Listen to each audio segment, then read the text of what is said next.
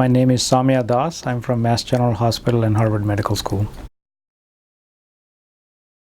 Our plan is to devise and discover tissue-specific markers for extracellular vesicles and for the RNAs and other contents of these tissue-specific extracellular vesicles.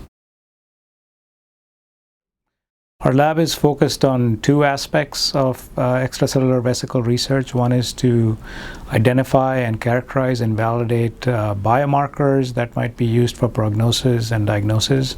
The other is to study the role of extracellular vesicles in intercellular communication with the tools and techniques as well as model systems that we are developing in ERCC2 in collaboration with my co-PIs, Dr. Talisman and Dr. Jensen.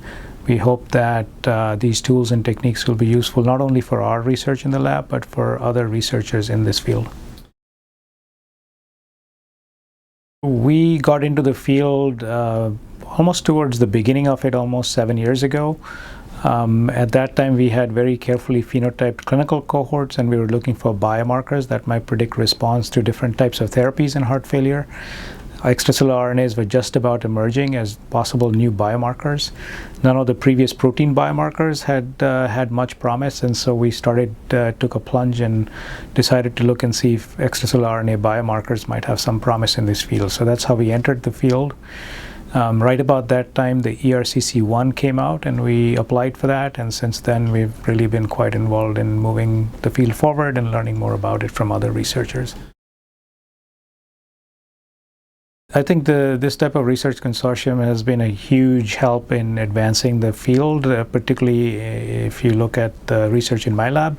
We benefit tremendously from all the collaborations. So I think the first lesson to be learned is that in a consortium like this, you have plenty of smart people who are in different fields with complementary expertise, and these types of collaborations are going to benefit and cross-pollinate many different types of research. So the use of working groups and the use of sort of inter-lab collaborative efforts are sort of the strongest points of a consortium like this.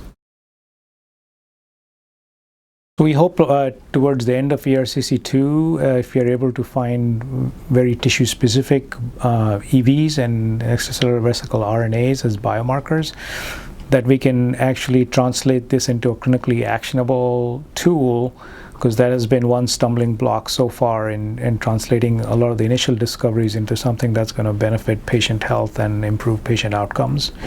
And the second is, as we develop and understand more on how these vesicles communicate between cells, I feel that we will have a new way of delivering therapies and discovering pathways for therapeutic intervention. So if we can go some ways towards meeting both of those goals, it'll be a big success.